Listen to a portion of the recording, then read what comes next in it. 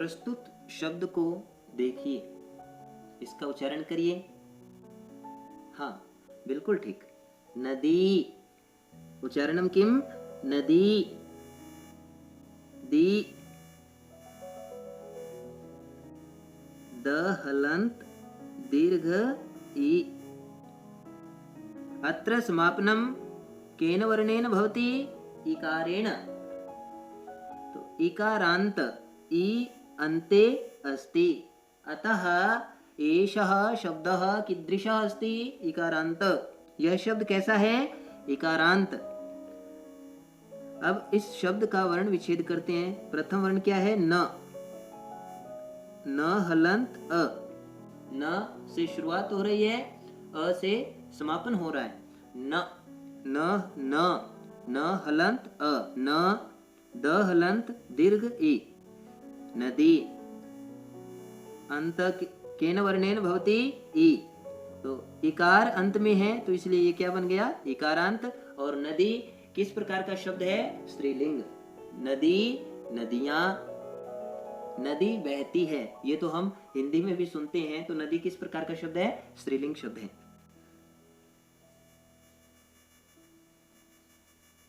आपने अभ्यास करना है। प्रस्तुत शब्द को देखिए, इसका उच्चारण करिए। लेखनी, लेखनी। अंतिमे किम आगच्छति? नी। नी का वर्ण विच्छेद करिए। न हलंत दीर्घ ई।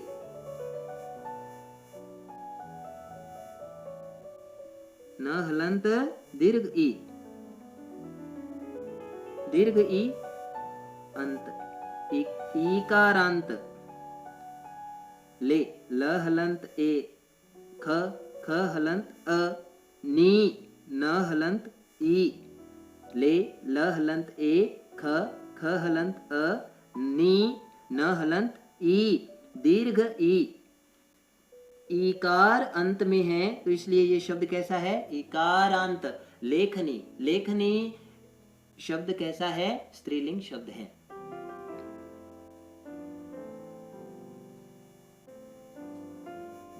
अब हमारे समक्ष एक और शब्द आया है, इसका हम उच्चारण करेंगे सबसे पहले, और फिर इसका अंत निकालेंगे कि किस वर्ण से इस शब्द का अंत हो रहा है। रघु। अंतिम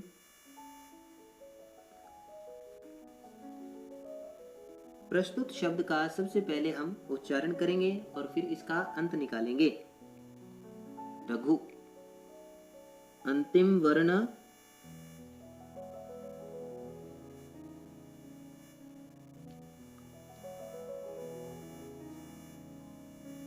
रघु। घ हलंत उ। अंत में क्या आ रहा है? उ। उ अंत। उकारांत। रघु। अब इस शब्द का वर्ण विच्छेद करते हैं। र हलंत अ, घ हलंत उ। र हलंत अ, घ हलंत उ। तो यह किस प्रकार का शब्द है? उकारांत। और रघु शब्द किस प्रकार का शब्द है? पुल्लिंग शब्द है। उकारांत पुल्लिंग। आप जितने अधिक शब्दों से परिचित होंगे, आप भवन्तः शनैः शनैः शब्दानाम् अभ्यासं कृत्वा शब्दानां लिंग ज्ञानम् अपि ज्ञास्यन्ति। आप धीरे धीरे शब्दों का अभ्यास करके शब्दों के लिंग के बारे में जानेंगे।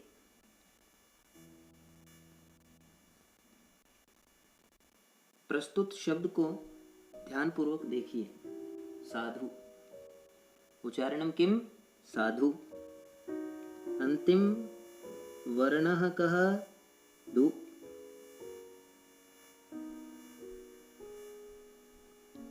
ध हलंत ह्रस्व उ।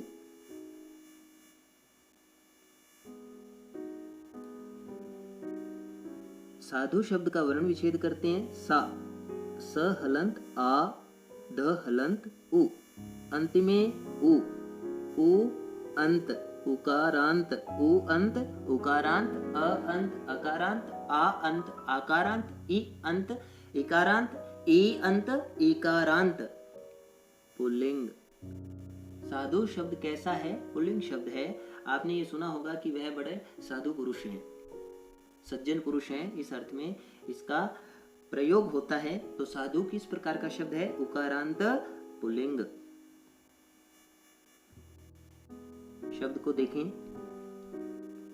वधू, उच्चारण करें वधू,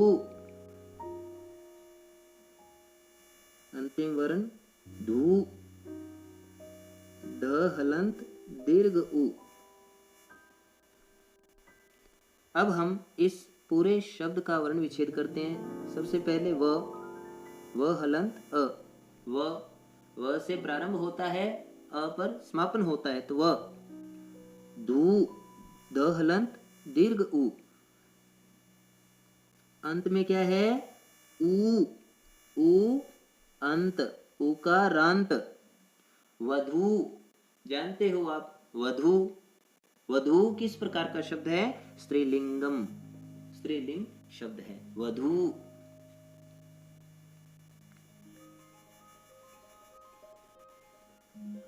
इस शब्द के बारे में तो आपने बहुत सुना होगा।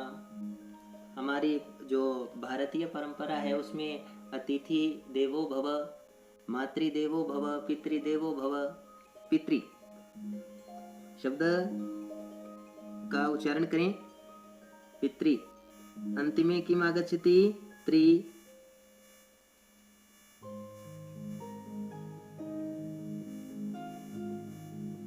त्रि, त हलंत रि। अब हम इसका वर्ण विच्छेद करते हैं। पि, प हलंत इ, त्रि, त हलंत रि, अंत में क्या है? रि, रि अंत, रिका रांत। पितृ शब्द से कौन सा शब्द बनता है संस्कृत में? पिता, पितरौ, पितरः। तो पितृ शब्द कैसा शब्द है? रिकारांत है, क्योंकि इसके अंत में क्या है? रि, और ये किस प्रकार का शब्द है? पुल्लिंग, रिकारांत पुल्लिंगम।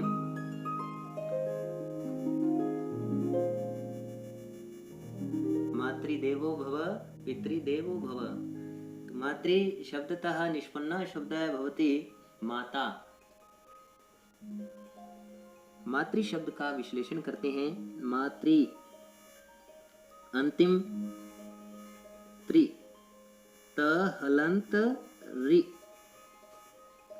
अब इस पूर्ण शब्द का वर्ण विच्छेद भी कर लेते हैं। माँ, म हलंत आ, माँ, त हलंत रि, अंतिमे किम आगच्छति?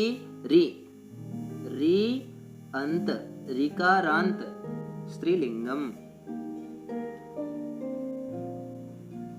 यह माता शब्द का मूल शब्द है। संस्कृत में माता शब्द का मूल शब्द क्या है? मातृ, और पिता शब्द का मूल शब्द क्या है? पितृ। धाता शब्द का मूल शब्द क्या है? धात्री।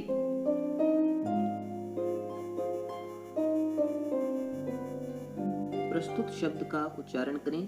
गो,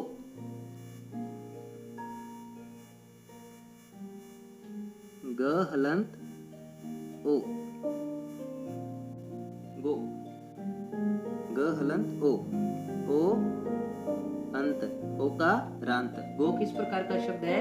ओकारांत। और यह पुल्लिंगम, स्त्रीलिंगम, मतलब पुल्लिंग भी है और स्त्रीलिंग भी है। जब गो शब्द का प्रयोग बैल के रूप में किया जाता है तब तो वह कहलाता है पुल्लिंगम, ओकारांत पुल्लिंगम। और जब गो शब्द का प्रयोग, मूल शब्द का प्रयोग हम धेनु के अर्थ में करते हैं, गाय के रूप में करते हैं, तब उसका मूल शब्द कहलाएगा ओकारांत स्त्रीलिंगम। तो गो शब्द ओकारांत पुल्लिंग भी है और स्त्रीलिंग भी है, उभयवाची शब्द है। ये पुल्लिंग में भी आता है और स्त्रीलिंग में भी आता है। यह प्रयोगकर्ता पर निर्भर करता है। जब वह ओकारांत गो शब्द का प्रयोग बैल के शब्द के निर्माण के लिए करता है तब तो वह कहलाता है पुल्लिंगम, और जब वह धेनु के निर्माण के लिए करता है गो शब्द का प्रयोग तो तब वह कहलाता है स्त्रीलिंगम। तो ओकारांत पुल्लिंग और स्त्रीलिंग दोनों ही अर्थों में गो शब्द का प्रयोग होता है।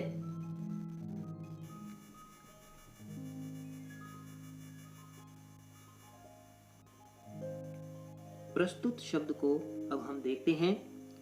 भगवत, एक शब्द तो आपने खूब सुना होगा, भगवती, उस पर चर्चा हम थोड़ी देर में करते हैं। पहले इस शब्द के ऊपर इसका विश्लेषण करते हैं। भगवत, अंत में क्या आ रहा है? त हलंत। तो सीधी सी बात है, त हलंत है तो तकारांत, त अंत में है तो तकारांत। हाँ, अब बात करते हैं भगवती की। भगवती स्त्रीलिंग में बनता है तो उसका पुल्लिंग शब्द क्या बनेगा? भगवत। भगवत शब्द से ही आगे रूप बनता है भगवान। जो हम हिंदी में बोलते हैं भगवान, स्त्रीलिंग में प्रथमा विभक्ति एक वचन में क्या रूप बनेगा? भगवान, भगवंतौ, भगवंतः। तो भगवान का मूल शब्द क्या है? भगवत। जिस प्रकार से पिता का मूल शब्द है पितृ, माता का मूल शब्द है मातृ, उसी प्रकार से संस्कृत में भगवान शब्द का मूल शब्द क्या है? भगवत।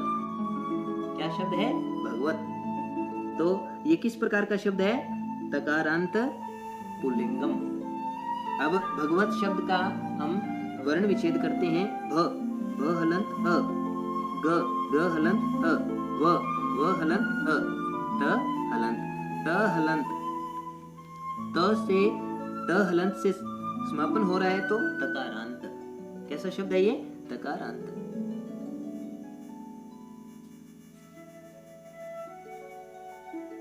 उच्चारण करते हैं। वाच, अंत में कौन सा वर्ण है? च हलंत।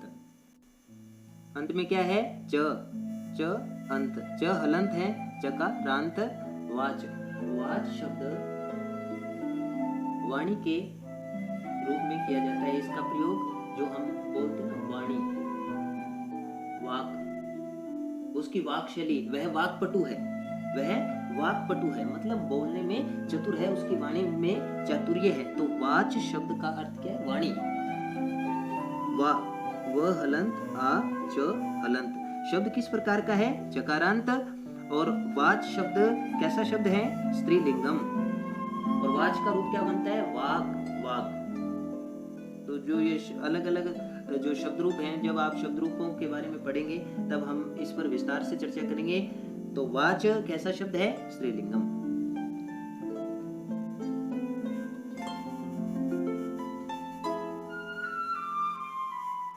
नगर, नगर,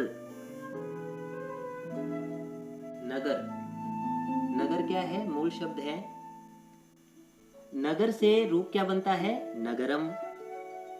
इसी तरह से मूल शब्द है फल, रूप क्या बनेगा? फलम। मूल शब्द है जल, रूप क्या बनेगा? जलम। मूल शब्द है मंदिर, रूप क्या बनेगा? मंदिरम। मूल शब्द पर्ण, रूप क्या बनेगा? पर्णम। तो अब हम इस शब्द को देखते हैं। नगर, अंतिम र, र हलंत अ, समापन किससे हो रहा है? अ से। तो अ अंत, अकारांत। परंतु यहाँ ध्यान देने योग्य बात है कि जो नगर शब्द है वो पुल्लिंग नहीं है, वो नपुंसक लिंग शब्द है। इस शब्द की कोटि किस में आती है? नपुंसक लिंग में।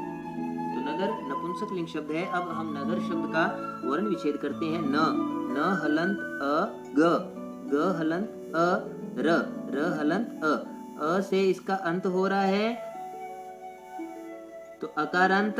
और शब्द कैसा है ये? नपुंसक लिंग। इसका रूप कैसे बनेगा? नगरम नगरे नगराणी, नगरम नगरे नगराणी।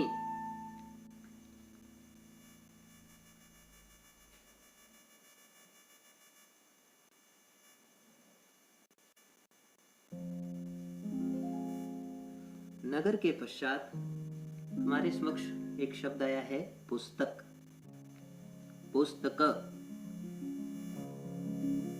क, तो क हलंत अ, अंत में क्या है? अ अंत, अ अंत, अकारांत। जिस प्रकार से नगर से रूप बनता है नगरम। उसी प्रकार से पुस्तक से क्या रूप बनेगा?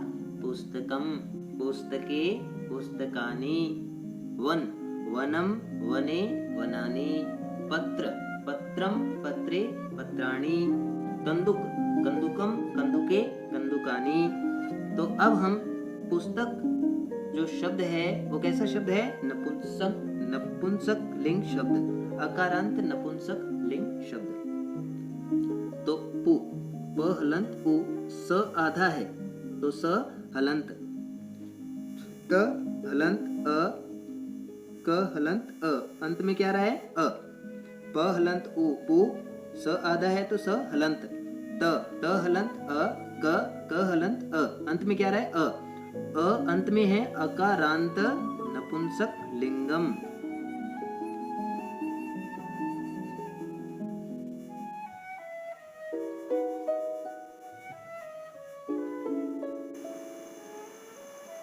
जयतु संस्कृतं, जयतु भारतम। धन्यवादः, पुनः मिलामः।